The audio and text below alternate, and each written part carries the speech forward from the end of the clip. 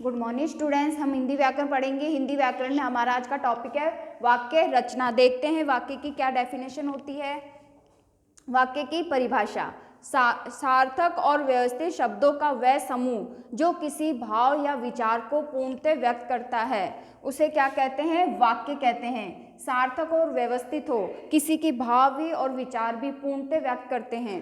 तो जैसे राम ने धर्म की स्थापना की, ये शब्दों का समूह है, सार्थक है पूरे शब्द। और व्याकरण, हिंदी में व्याकरण की दृष्टि के भी क्या है? व्यवस्थित रूप दिया गया है और ये व्यवस्थित है और पूरा आशय स्पष्ट कर रहा है, तो ये क्या है?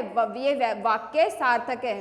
राम ने धर्म की स्थापना की। फिर आता है आपके वाक्य के तत्व। पहला तत्व आता है सार्थकता, दूसरा आकांक्षा, तीसरा आता है योग्यता, फोर्थ आसक्ति या निकटता, फिफ्थ है आपके पदकर्म, सिक्स्थ है आपके अन्वय।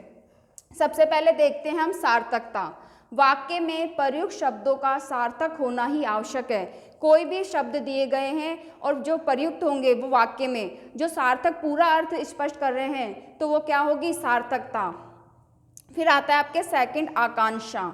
वाक्य में एक पद को सुनकर दूसरे पद को सुनने या जानने की जो स्वाभाविक उत्कंठा जागती है उसे क्या कहते हैं? आकांक्षा। कोई भी अपन एक पद सुन लेंगे लेकिन दूसरी बात जब तक पूरी नहीं होगी तब तक हमें उस बात को जानने की इच्छा अपने मन में रहती है, तो वो होती है अपने मन में आकांक्षा रहती है एक। जैसे दिन में काम करते हैं, तो इस वाक्य को देखकर मन में प्रश्न उठता है कि कौन लोग काम करते हैं, ये प्रश्न उठता है कि कौन लोग काम करते हैं, ये भी उठता है।